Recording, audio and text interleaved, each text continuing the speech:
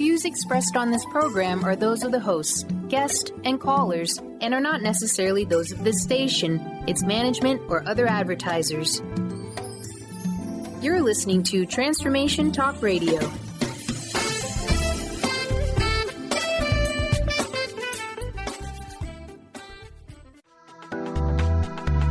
This show's audio was via a Skype call.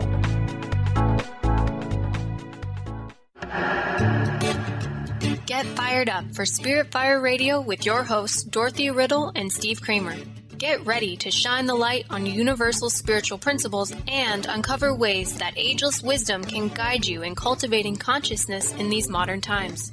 Bring purpose to your life through practical spirituality and add to your awareness with Spirit Fire Radio. Now, here are your hosts, Dorothy, Riddle, and Steve Kramer.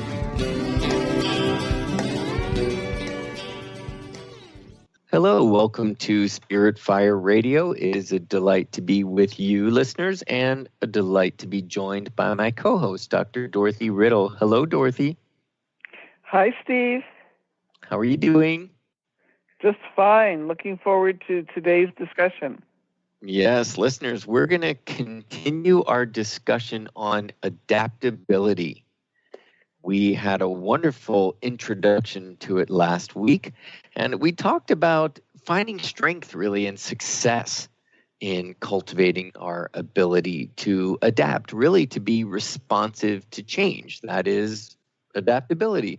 But it requires flexibility and resilience. Those two words, Dorothy, are coming up for me as I pondered last week's conversation, flexibility and resilience. And that flexibility and resilience are also the product of being adaptable and doing that quite often. So that's good news. So considering adaptability, it also brings to the forefront our capacity to observe, to discern, because we need to know what's going on and see it clearly in order to adapt to change. We need to see change coming. So discerning the process of adaptation will be the topic of today's show. So I look forward to it. You know, Mother Earth, right, has been adapting for 4.5 billion years. So we're going to look at her processes, her wonderful processes, and our own. How can we learn to adapt and make the process easier? Dorothy, you want to perhaps start off with a nice quote? Yes, I always love to do this. So I've got two for us today, Steve. One from Albert Einstein. He writes, "The world as we have created it is a process of our thinking. It cannot be changed without changing our thinking."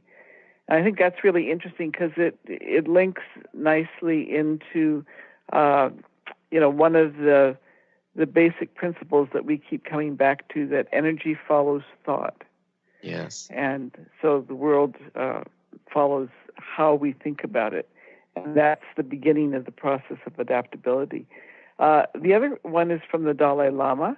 He writes, "We have no guarantee about the future, but we exist in the hope of something better." And we've talked before on this program about hope, about the fact that it involves effort strategies to work towards something and to be adaptable to change as we need to as we go forward.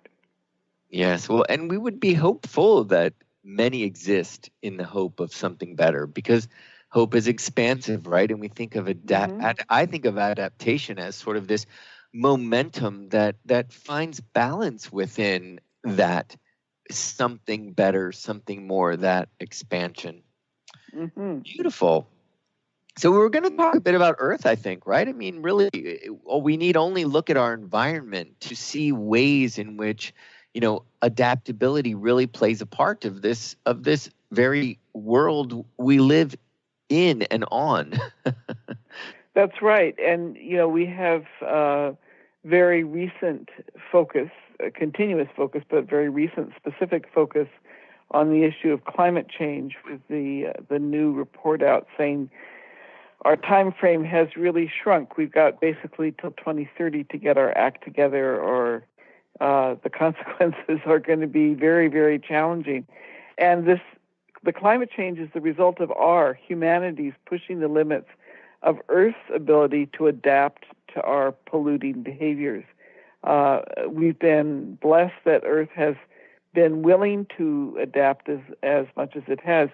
But I think it may be helpful for our listeners to keep in mind that there have already been 5 mass extinctions, and it's the 6th mass extinction that we're potentially facing.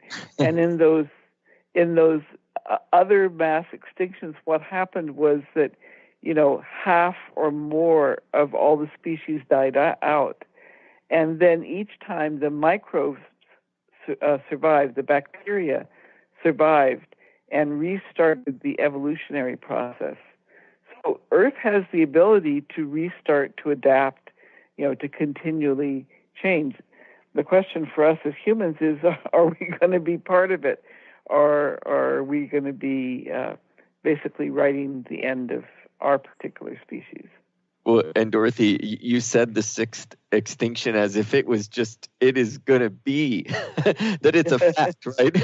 That's why I laughed. I thought, yeah, maybe there won't be a 6th extinction. But boy, when you look at that report, you realize, and they say the changes have to be now and they have to be drastic, which means, exactly, talk about cooperation and coordination and really understanding. Can we just play Spirit Fire Radio right on megaphones, because they've got to understand these principles of interdependence and interconnectivity of participation. Indeed, as Albert Einstein says, the world we've created is a process of our thinking. We have created the world, and actually we have created this dilemma that our environment is facing, and we have got to change. So we've got to change our thinking, and it really doesn't look like it's moving in that direction so quickly. You'd like to think that there's a chance, but I remember that used to be the year 2075, then 2060, and now it's 2030. Right. So that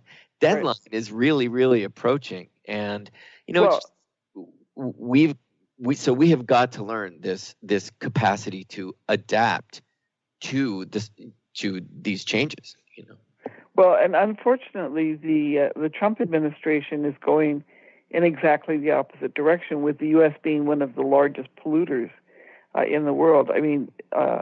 President Trump has just been authorizing changes in environmental standards to encourage the use of ethanol, which is a polluter, and he's been really working on pushing for the return of coal mining.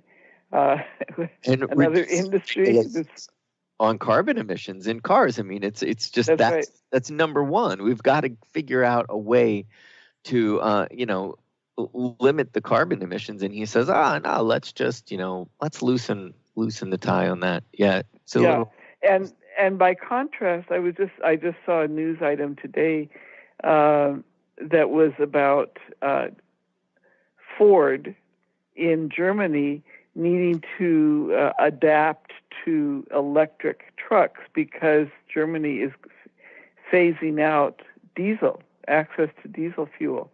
So we have partners around the world who are taking this seriously and are trying to make the changes. But as you said, the thing that's missing is the recognition of that interconnectivity and the interdependence, that all of us need to act. We all need to adapt. It's not enough for just one portion of humanity to adapt. Or a nation, that's where you see this with Trump. He as a leader lacks maturity as a leader, and it seems we as a humanity oftentimes seem to lack the maturity to recognize that we're all interconnected. And when you say, one thing that came out last week was that a Darwin quote about, survival of the fittest is not the strongest or the most intelligent, but it is that capacity to adapt to change. And, human beings always think, well, and as Donald Trump often thinks, we're the strongest country, so we can make these choices, and often plays the victim. I know we're going to talk about strategy in the next few weeks, but, it is that intelligence is sometimes what gets our goat. We think we're so intelligent, but that intelligence usually just circles back to a sense of entitlement or selfishness or self-preservation. doesn't look at the whole, and so the whole suffers. So sometimes, intelligence is a double-edged sword, and strength, this idea of power and being strong and having leverage, those don't cut it. It's this capacity to take a look at what is necessary and adapt. And, for our very survival. And you just simply cannot be ignorant of that, in this day and age, for sure.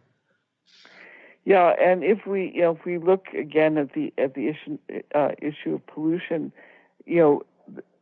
as humans, we do generate carbon, and it's, that's a reality. We're never going to get to a zero carbon production. But the issue is to do it in a way that then Earth can adapt to. And two of the mechanisms that Earth has for that adaptation is, one, the absorption of carbon dioxide by forests, and the other is absorption in the ocean waters and by marine plant life. And both of those we're busily destroying.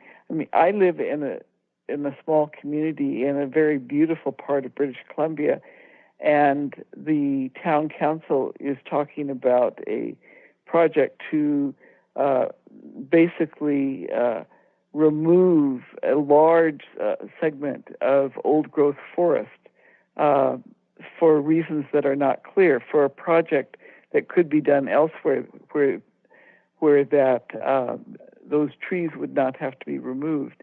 And we continually have controversies, not necessarily well managed, with people who want to build docks and other more permanent structures out over the water. And one of the benefits that we have right offshore is large eelgrass beds, which are major carbon sinks. If you cover those over so they don't get any sunlight, they die. So it's, we need to think about the fact that our behavior needs to change, because Earth can only adapt to a certain extent. And after that, it's, game over. Yeah, and you were very kind in saying that we are busily working to really destroy the ocean and the forest, because I think you could actually, amp that up a little bit from busily to, we seem to be adamantly focused upon it. It's quite interesting. It seems to be just this flexing of power, and in the end, will not serve us well. Dorothy, we're already at our first break, so listeners, we hope you'll stay tuned, and we're going to continue our discussion on the process of adaptation when we return.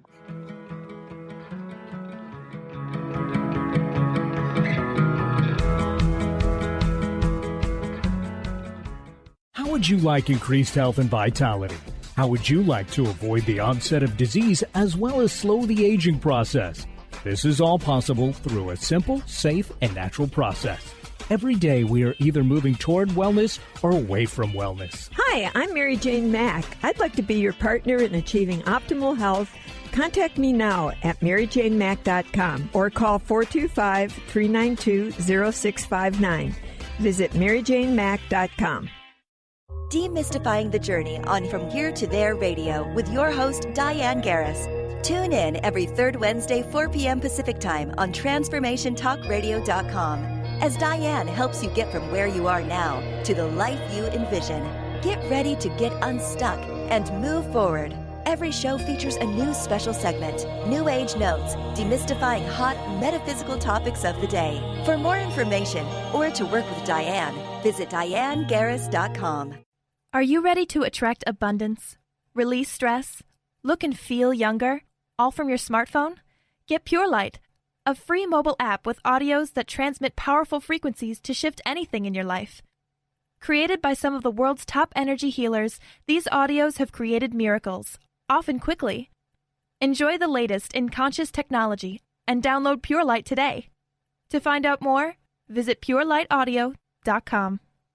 Charlene Hess is a red-headed powerhouse of energy, love, and light. As a hairstylist, personal trainer, and life coach, she empowers people to develop a deeper connection with themselves mentally, emotionally, and physically. Join Charlene the third Friday of each month on The Cornelia Stephanie Show. Get ready to experience your highest self, find your purpose, and discover your calling. You too can become unstoppable, shining your light and sharing your gift. Visit Charlene at charlenehess.com.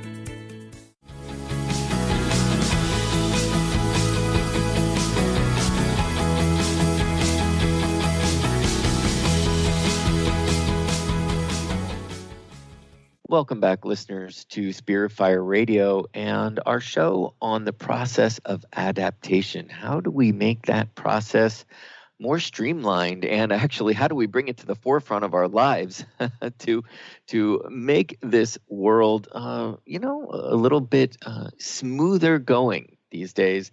Dorothy, let's talk about our respective institutions. Spirit Fire Radio is made possible by the School for Esoteric Studies and Spirit Fire, and both Dorothy and I are here as representatives of those organizations. So Dorothy, a few words on the School for Esoteric Studies? Absolutely, Steve. So the School for Esoteric Studies is an educational nonprofit that provides training for persons who have a spiritual practice that they wish to deepen. You can find out more about our training program at esotericstudies.net. But in addition to individual training, we also have group activities that are focused on enhancing the common good and making the internal spiritual life visible and practical on the external, in an external way. One of the initiatives that we started several years ago, which we're quite excited about, is an intentional collaboration with other like-minded groups. And this collaboration with Spirit Fire is an excellent example. We're thrilled to have this collaboration. If any of you listening belong to an organization that would like to collaborate with us in some way, please take a look on our website at esotericstudies.net at the kinds of collaboration that we're already engaged in and that we're looking for. And we would love to hear from you in terms of ways that we can work together. So, Steve, back to you. That was so beautifully said. The externalization, yes, of spiritual practices made practical. I love that. Practice it, make it practical. That is what Spirit Fire is focused upon as well, which is why the two of us get along so well. We are dedicated to cultivating spirituality and showing people ways in which they can integrate these practices into their everyday lives. We do that through primarily our own meditation practice called the Practice of Living Awareness. It's a 14-step, if you will, 14 tools presented online. And then we've got a retreat center, a meditation center in Western Massachusetts, where we hold retreats to support that meditation practice. We also teach online classes, and you can find out more about our meditation retreats and training at spiritfire.com, and actually find out more about all that we do at Spirit Fire Radio as well, which is quite lovely. We're very happy to be joining the School for Esoteric Studies as well. So, Dorothy, where do we go from here? Well, I think we need to talk about the whole concept of points of tension, and I'm going to introduce this, Steve, by giving a little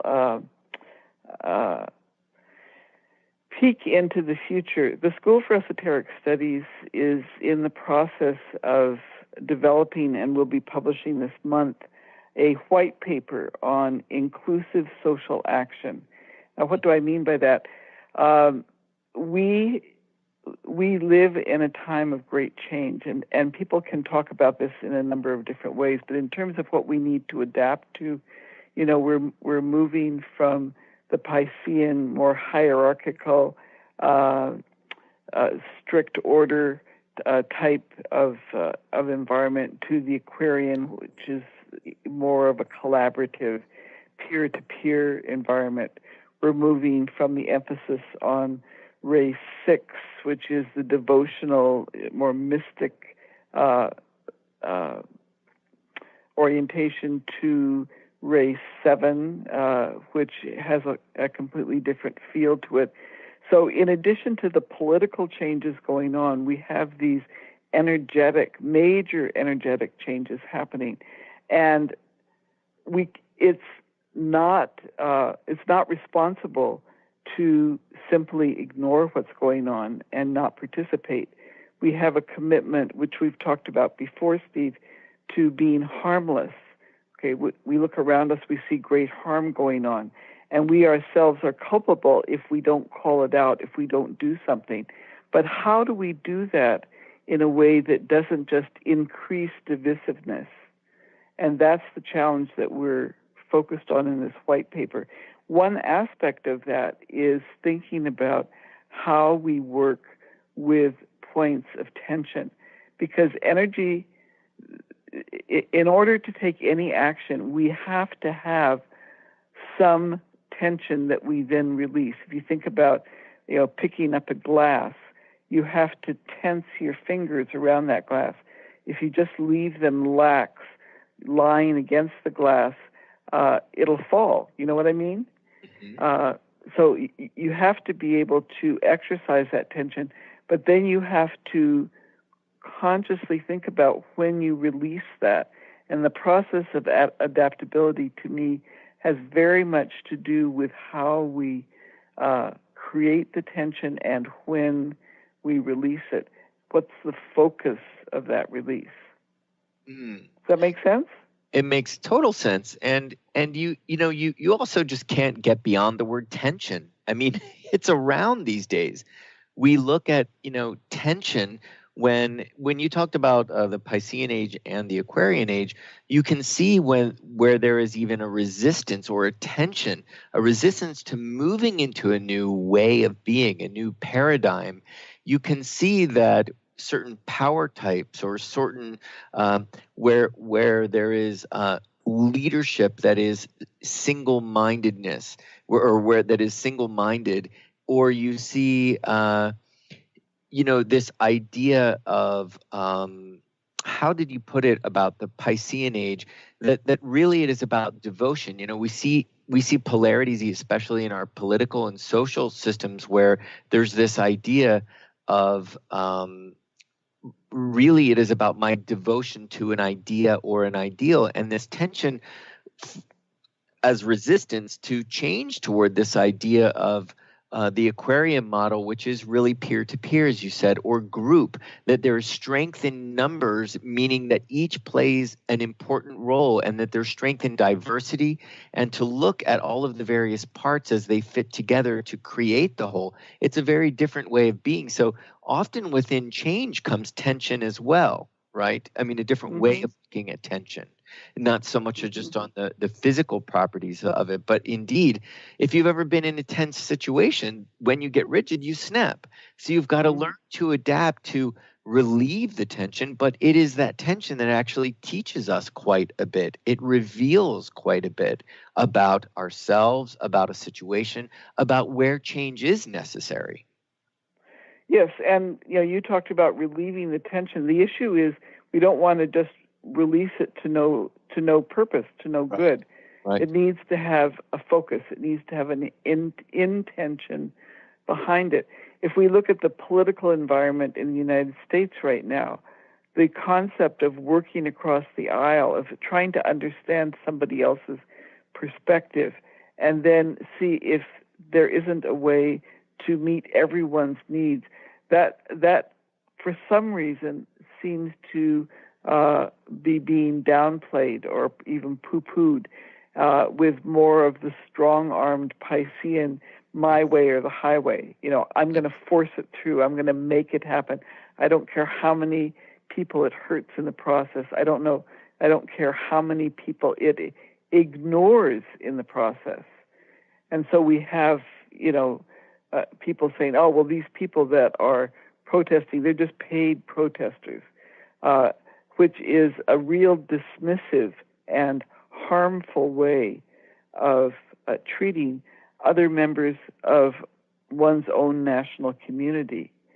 So this is all, when we talk about points of tension, it's, am I going to just reserve energy for myself and only release it in a way that works for me or for my small group? Or am I going to focus it on the common good? Am I going to focus that release, that adaptation on something that will work for all of us? And you're right that it is about a flow. Success in adaptation has much to do with flexibility and flow. So it's not just, as I love that you brought that forward, that it's not just releasing a way of being, but it's actually movement and adaptation toward a new way of being, an evolved way of being. Because this sort of age of Aquarius we've moved beyond the dawning of the age of Aquarius, and we're really approaching being really situated within the age of Aquarius, which will last a very long time. But it is not just, it is there for a reason that we move from one to the other, and there are great lessons to be learned from the Piscean age, and it is adapting to the new with all that you have gained and learned from that which has passed, instead of this clear-cut release. So I sort of appreciate you bringing that up. But another thing that I think is really critical, which is alluded to in what you're saying, is learning the correct timing of that adaptation process, of that release process. Because if we release too soon, it's a misfire, right? It's premature closure. If we wait too long, we get congested or constipated. We become, and you're talking about being so rigid that we snap. We miss opportunities, right? We generate too much stress. So what we want is joy. A joyful expression of adaptation where we have an optimal balance of that intensely focused energy counterbalanced by a constructive periodic release. And when I was looking, doing some research for our program today, I was interested in an observation by a cardiologist that the more the heart varies its heart rate between certain parameters, the healthier the heart is. If a heart always beats at exactly the same rhythm, ultimately that is not healthy. I'd never thought of that before. Yeah, and you can see that as there's variability, it actually becomes more flexible. It is more adaptive. Indeed. Mm-hmm. Dorothy, we're at a break, but I would love to continue this conversation just a little bit about tension, just to talk for a moment about tensegrity. As you bring up the body, it makes me think of ways we absorb forces. So we're going to go to a short break, and we'll be right back to continue this conversation.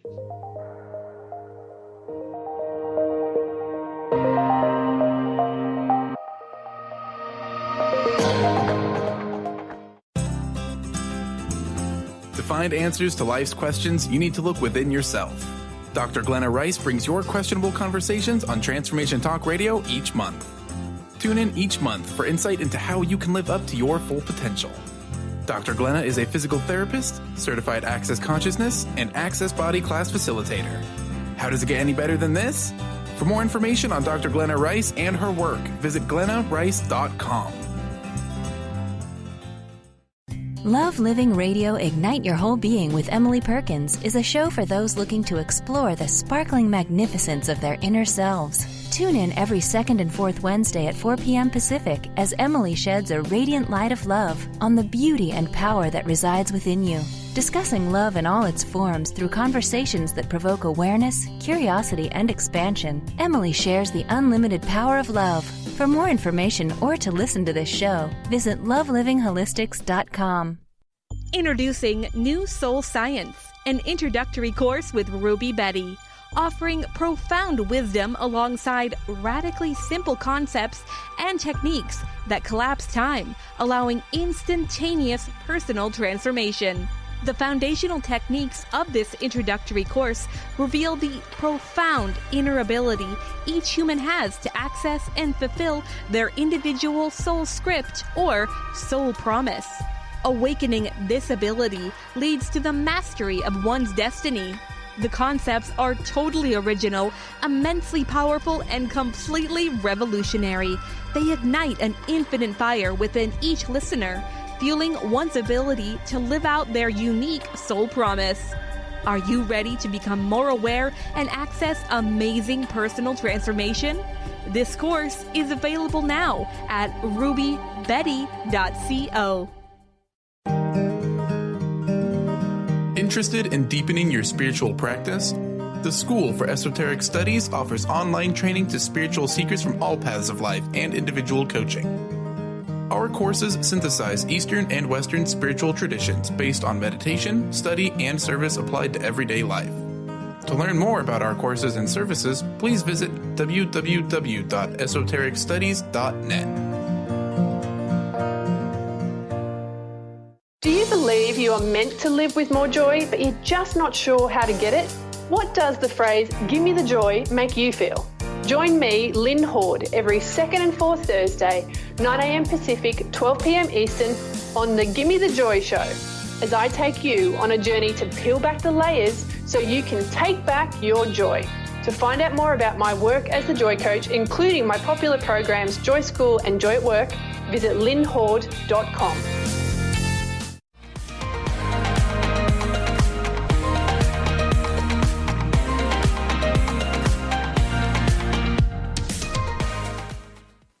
Hey there, welcome back, listeners. It's great to be with you. I'm really enjoying our conversation, Dorothy, about adaptability. Something I know. I mean, personally, I try daily to be more adaptive. Sometimes I'm told I should try a little bit harder. But we were talking before the break about that heart variability actually reflects a healthy heart, and so it is. I just find the human body to be so amazing. I mean, we talk about being spiritual beings in this human body. Well, it's just fascinating. But this term tensegrity, I don't know if you've ever heard of that. It's a word that is formed from the two words tension, which we were talking about, and integrity. So how does a system or a structure absorb tension without losing its integrity? Like if we think of a building, an architectural building, really it stays up by compression. So, you've got bricks on top of bricks on top of bricks and bedrock underneath, and it's tension pushing down, gravity, it's weight pushing down that's holding that building together. But there's another kind of structure called a tensegrity structure. And if you've ever seen them, it looks like a bunch of wires and poles. And if you've got those globes that people play with where you can bend it and turn it, and it actually absorbs movement and change without ever losing its integrity as a shape. It can always come back to the shape it was. And our body is like that. If you've ever seen those classroom models of a spine where you've got all of the discs and they're all connected by a wire, and you move that spine around and it absorbs the pressure that you're putting on it that's forcing it to move. So it's constantly adapting to forces that are coming its way. So our body is actually this wonderful model of adaptivity. It's our fascia actually that is the distribution network in our body that distributes and absorbs forces. But our body is this wonderful, example of adaptation. I think of that when they developed that machine when they filmed Rocky. Remember, Rocky was running up the steps of the Philadelphia Museum of Art, and it was the first time they had developed this tensegrity structure to put a camera on so that the person could run up the stairs and actually film Sylvester Stallone, and it was smooth. It was absorbing the force of that person running up the stairs and allowing the camera to stay still. So, if we could all be that balanced and composed and, preserve our integrity when it feels like, we're jamming ourselves up a bunch of stairs. If I could go further, Dorothy, if you don't mind, it reminds me there's a documentary coming out. It's called Free Solo. And free soloing means you're climbing up a mountain without any rocks or ropes, meaning it's you, your fingertips, shoes, and rocks, and this amazing climber. His name is Alex Honnold.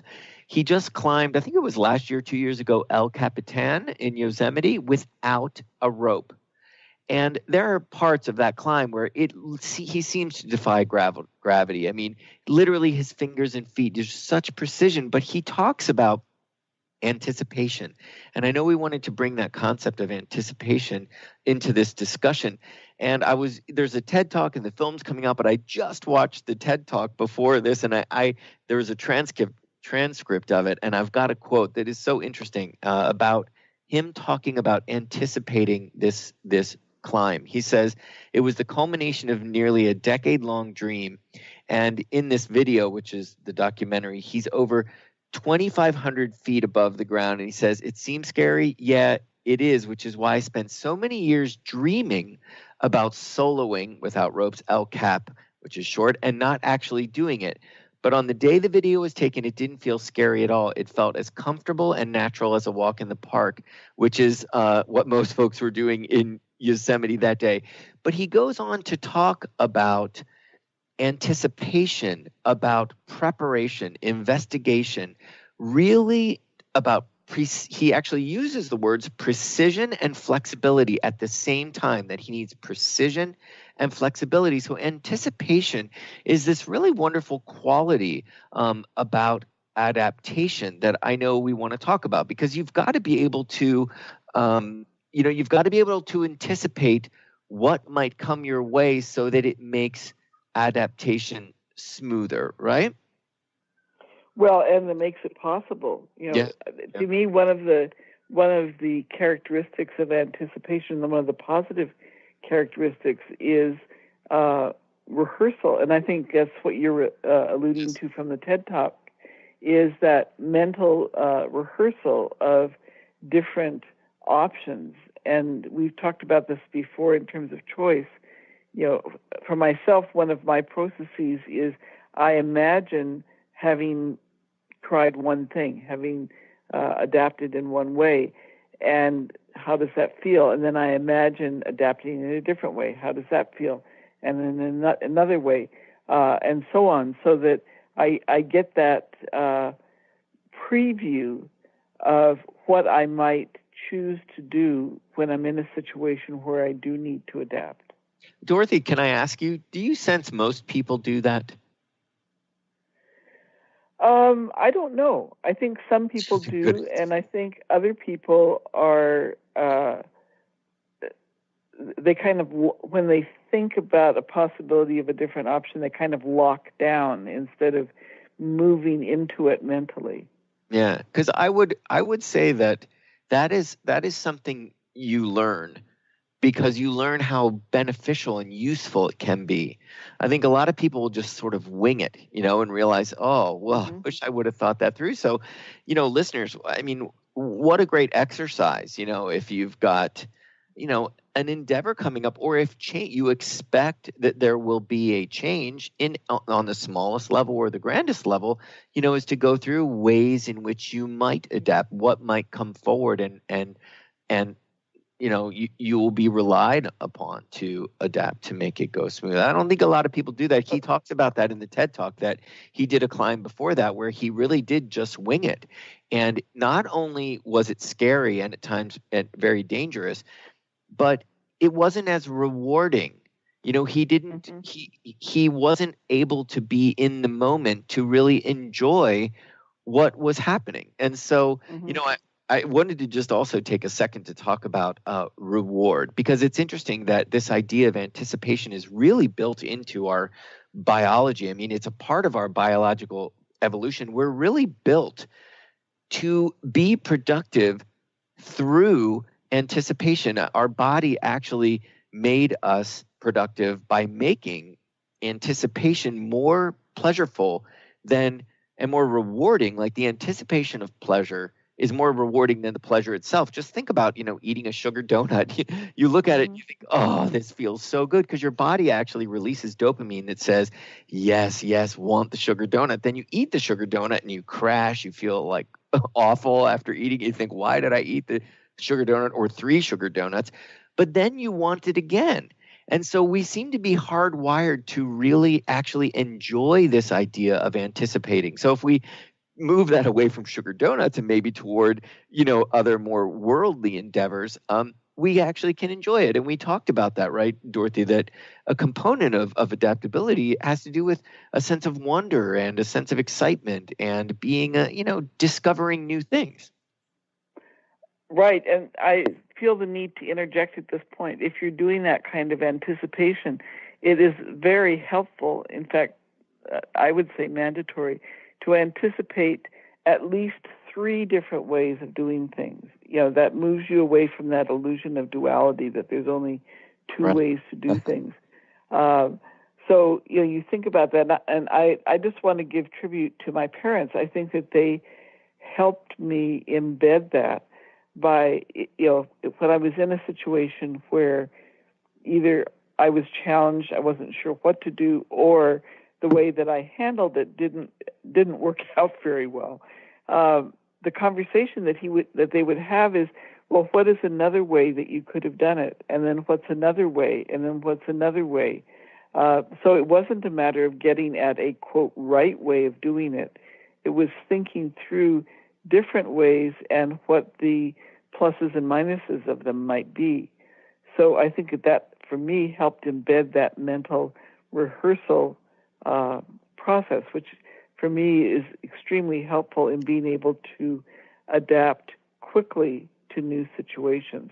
Because that's one of our challenges, right, Steve, is that oftentimes we're presented with a situation where we need to respond immediately. We don't have a chance to go off and think it through. And so if we haven't been doing this mental rehearsal, we don't have a repertoire to draw on of different possibilities. But what a blessing, Dorothy. I mean, what a blessing to have parents that would say, well, what are other ways you could have done this? And you can see how what all that engages by asking somebody, a child, that question. There's a sense of responsibility and self-reliance, and also having them just ponder options, right? And we've talked about that, options and their relationship to hope. That really it's about the process. The joy is actually in the process, right? Mm-hmm. Absolutely. And the whole idea of anticipation is drawing on that ability to recall and analyze the past and project it forward into the future and have confidence in our ability to handle a wide range of situations. Maybe not always, I was going to say maybe not always optimally, but I'd like to change that to say that I think that for most of us, if we are self-aware and if we are trying to be, to move towards the common good, whatever we do in the moment is the best that we can do in that moment. It doesn't mean that next week we might not be able to respond in a different way that actually brings even more positive results. So I don't want to get the idea that there's one best way to act, but we, in the moment, as long as we have enough repertoire to draw on, we can come up with ways of adapting that will be positive. As long as we have, and I'm going to bring in here a word that we've used over and over again, Steve, but I just feel it's so important, as long as we have that moral compass that will immediately, kind of like a magnet, it'll say, no, that's a harmful way to go. Or right. Yes, this is something to consider.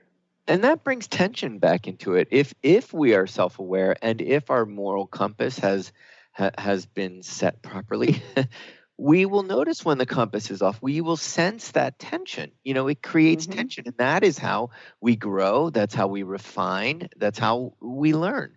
And even if perhaps you, as you said, you make a choice and it wasn't the best choice, and then you need to adapt perhaps to repercussions. But if you can stay optimistic, if you can realize, well, if you're self-aware, you realize, well, the criticism isn't going to take me too far. Let's adapt to this. and let's see, how we might change once again, maybe by doing it differently the next time. And that will certainly teach you to anticipate what the result might be with that choice. So yeah, it really does come down to awareness and this idea of flexibility and non-judgment, I find. Dorothy, we're already at another break, so we're going to be right back after these words. Join us.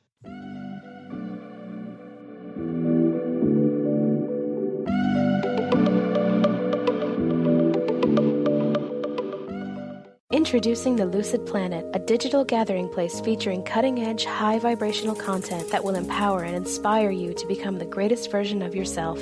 Visit the Lucid Planet today to stimulate your mind, body, and soul as you connect with a global community of like-minded people. The Lucid Planet is edited by renowned psychologist and author Dr. Kelly Neff, who is here to help you cope with anxiety, connect to your higher purpose, uncover your true passions, and live your dreams.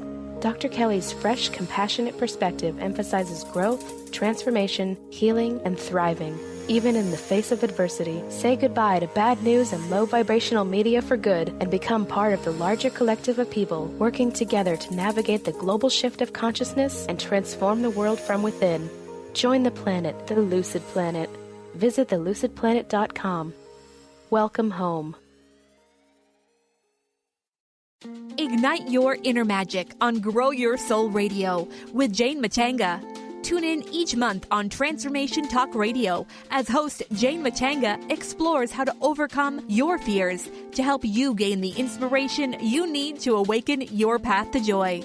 Learn the way to life mastery and the enlightened path with Grow Your Soul Radio. For more information on Jane Matanga and her work, visit enlightened-path.com. Are you your story? Or can you change your story? Can you change what you believe to be true about yourself and your circumstances as part of your healing journey? What if you were to change your expectations? What if you were to invite ease and cooperation into every day and then step back and see what happens? It might just be easier. I'm Megan Edge, and I hope that you'll join me on my new radio show, Playing on the Edge, Radical Change with Ease, with my co-host Dr. Pat on Transformation Talk Radio. I look forward to seeing you there. Want to find out more about Megan Edge? Visit her website at meganedge.ca.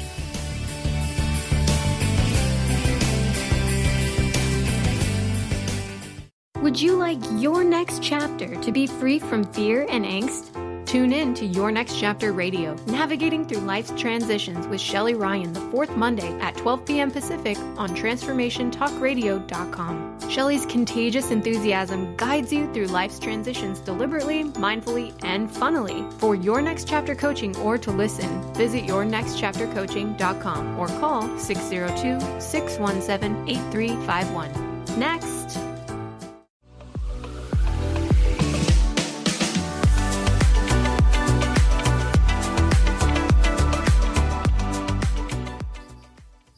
Welcome back, listeners, to Spirit Fire Radio. We're continuing our discussion on the process of adaptability. Dorothy, during the break, you mentioned a really wonderful quote. I wondered if you'd share it with us. Sure. And that is, success is a journey, not a destination.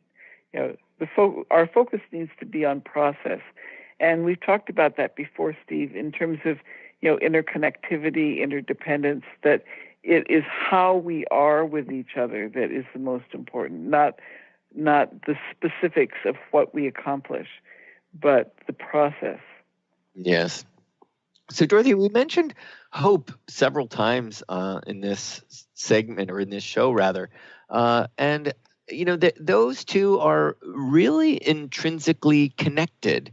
So I wonder if we could tease that out for the last segment. We've talked quite a bit about how hope is linked to optimism. It's linked to having options and actually seeing options, or even better yet, Dorothy, right, creating options, I would say. Yeah.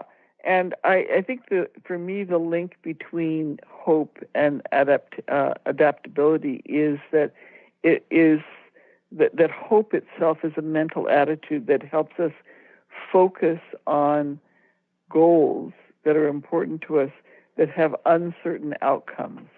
And how is it that we're going to achieve them? Because, if you know for sure what's going to happen, it's not a big deal. If you know for sure that this is the only way that you can behave. But a lot of our lives, in a lot of situations where we do need to be adaptable, it is a situation of uncertainty. Yep. And so how is it that we're going to keep ourselves motivated and moving along and experimenting with different options, even if they don't work out? I think it was Einstein that said something like, someone who's never made a mistake hasn't lived. Yeah. Hasn't truly lived. That's right. You have to be willing to try things and have them not work out, and you learn from that, and see it as a learning as opposed to a failure. Well, in that you mentioned uncertain outcomes, it makes me think of setting intentions. So often we set an intention and then we just want it to happen right away. This is what I want to see happen, and where is it? We get really impatient. Right. And as you said, that it's the journey. Success is a journey. It's not a destination. And I find, when we set an intention, I would say that the intention is then energy follows thought, as we mentioned at the very beginning of this show. So when you have an intention and it is clear and it is concise and you say, I am going to do this. When I lived in New York City for many, many, many years, and there was a time when my soul just said, enough tension really that comes along with living in New York City.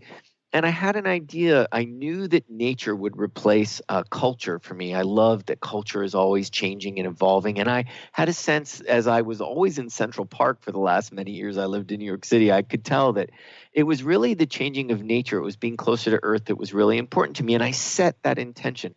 It's time for me to go. And then it was the joy of watching that unfold because my intention was so clear.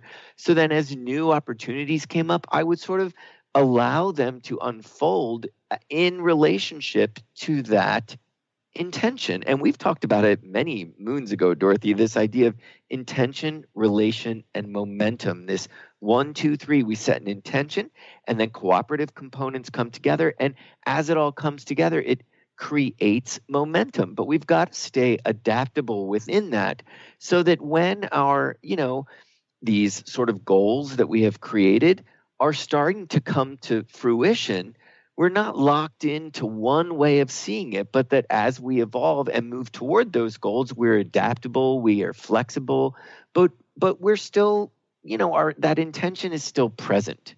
And so it becomes about the process of remaining adaptable to allowing various relationships to come forward and us to adapt and roll with them and move with them and allow that to create momentum toward our goals.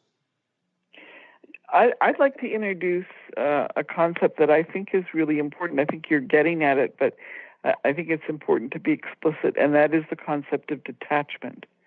One of the ways that we get ourselves in trouble is we set an intention that is very, very specific. It's my way. This is the one thing that has to happen. And what I have found, and I think what's borne out in spiritual literature, is that yes, we need to understand what we want to manifest, but we need to detach ourselves from the specific way in which it will manifest, so that there are a number of different things that could unfold. I think particularly, and I may have shared this before with our listeners, but I think particularly of a time when I was living in Arizona, and I had been involved in a lot of social activism which was very meaningful, but frankly didn't produce any money. And I really needed to find a work context where I could be earning a decent living and be able to pay for food and rent and that kind of thing. And so I set out an intention. I wrote down the qualities of what I was looking for, not the specific, I want this job, but I want something that will allow me to do these things. And I focused very specifically on it, and I got a job within a couple of weeks, one that I would never have thought of going after, but that worked very well for me. Yeah. And it was a good lesson in not specifying what the end product had to be, but allowing that to unfold. That word qualities is so wonderful. Like, what are the qualities that I would love to see present? And that it being that loose. And for me, it was the same thing. It was really just about nature. And here I am living on top of a mountain in Massachusetts, looking out the window right now at gorgeous autumn leaves. Indeed, I love that you say that about attachment or detachment. I do that all the time, right, Dorothy? Detachment. And I'm sure we will talk further. We'll get into that a little bit more as the month goes on and we continue talking about adaptability, because it comes down to conditions. This idea of conditional living. Really. It just limits our capacity to be adaptable if we really rely on conditions and are stuck. So, Dorothy, we're really at the end of the show. We have about another minute, and I just also would like to invite listeners to go to spiritfireradio.com or Transformation Talk Radio to look into our archives. It's been wonderful. It's been almost a half a year already that we've covered so many wonderful topics, and all of the archives are there. So I invite you to take a look at them and have a listen if you're not listening to us regularly. And as well, School for Esoteric Studies, a wonderful website, and invite you to check out Spirit Fire as well. Esotericstudies.net. Yes. Beautiful. Well, Dorothy, we're going to talk about when to adapt next week, right? Timing is everything. So yes. I look forward to that conversation and have really enjoyed today. Thank you so much. Mm-hmm. All right, listeners. Thanks for being with us, listeners. See you next week. Thank you for listening to Spirit Fire Radio. Tune in each Wednesday at 9 a.m. Pacific, 12 noon Eastern for your weekly guide to purposeful living and practical spirituality. Join hosts Steve Kramer and Dorothy Riddle as they shine the light on universal spiritual principles and uncover ways that ageless wisdom can guide you in cultivating consciousness in your everyday life. Add to your awareness with Spirit Fire Radio.